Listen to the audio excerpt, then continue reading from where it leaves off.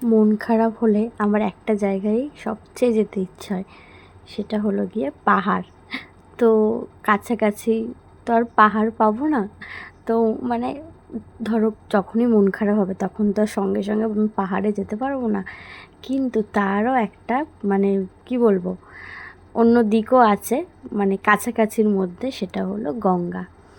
তো যখন মন খারাপ হয় বা মনের মধ্যে মানে কেমন একটা হয় যে বাইরে কোথাও গেলে ভালো হয়, একটু কোথাও গিয়ে চুপচাপ মানে একটু একা একা ফিল হলেও এরকম মনে হয় যে মানে ওখানে গিয়ে একটু বসি।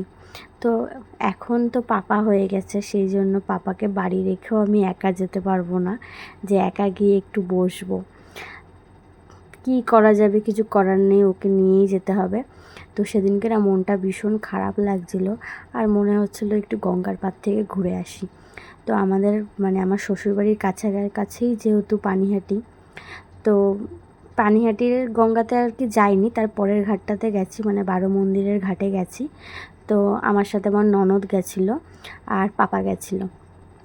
ওখানে গিয়ে দেখো ওর একটা দিদি এসছে, ও শুধু ওই ভাই ভাই করে ওর সাথে খেলা করছে। আর আমার পাপা তো এত দুষ্টু যে ওর সাথে একটু খেলা করবে তা নয়, ও একটু ভাই ভাই করে দাঁড়িয়ে আছে, তা ওর সাথে খেলছে না, মানে ও এত দুষ্টু।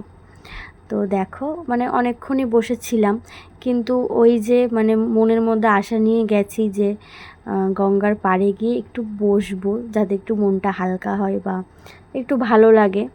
কিন্তু ওই যে পাপা, ও কি আমাকে বসতে দেবে? দেখো কিভাবে দৌড়াদৌড়ি করছে, আর আমার শুধু ভয় লাগছিল।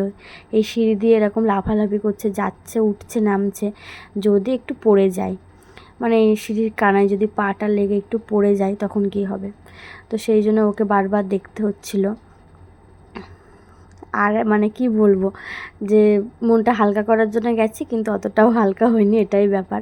তো দিদি বলল যে তুই যা একটু গঙ্গার মানে একটু কাছাকাছি যা। আর পাপাকে নিয়ে তো আমি আর কাছাকাছি যেতে পারবো না, কারণ পাপা এতটা দুষ্টু যে ও কী করবে আমি নিজেই জানি না, এরকম একটা ব্যাপার। মানে যত দিন যাচ্ছে, যত বড় হচ্ছে, তত দুষ্টুমি ওর বেড়েই যাচ্ছে। তো দিদি একটু নিয়েছিল আর আমি একটু গঙ্গার পাড়ে দেখো একটু দাঁড়িয়েছিলাম। তো আমার না খুব ভাল লাগছিলো তখন।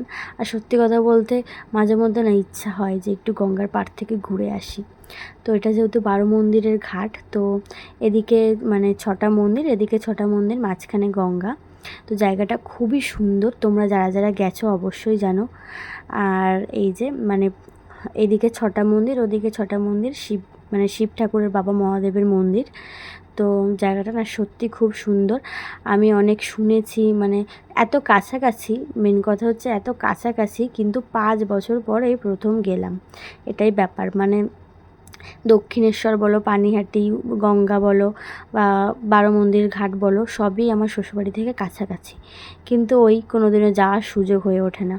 দক্ষিণেশ্বর বিয়ের আগে গেছে, বিয়ের পরে এখনও পর্যন্ত মানে যেতেই পারিনি, যাব যাব যাব করে আর যাওয়া হয় না, এটাই ব্যাপার। কিন্তু সেদিনকে মানে হঠাৎ করেই ভাবলাম যে না আজকেই যাব। তো সেই জন্যই বারো মন্দির ঘাট থেকে একটু ঘুরে আসলাম। তো আমার জায়গাটা না ভীষণ ভালো লেগেছে। আর গঙ্গা মানেই তো যেমনই জায়গা হোক, গঙ্গা মানেই তো খুব সুন্দর জায়গা। তোমাদের কার কার গঙ্গা ভালো লাগে জানি।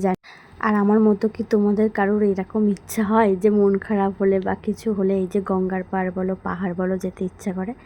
আমার পাহাড়ে যেতে ইচ্ছা লাগে, কিন্তু ওই যে বললাম প্রথমেই যে পাহাড় এত দূরে, কোন মানে হট করে সিদ্ধান্ত নিয়ে ফেলে তো আর যাওয়া যায় না, আগের থেকে অনেক প্রিপারেশন নিতে হয়। তারপর তো কাছাকাছি যেহেতু গঙ্গা, সেহেতু গঙ্গায় গেছিলাম। আর তোমাদের মানে মন খারাপ হলে কোথায় যেতে ইচ্ছা লাগে সেটা অবশ্যই জানিও।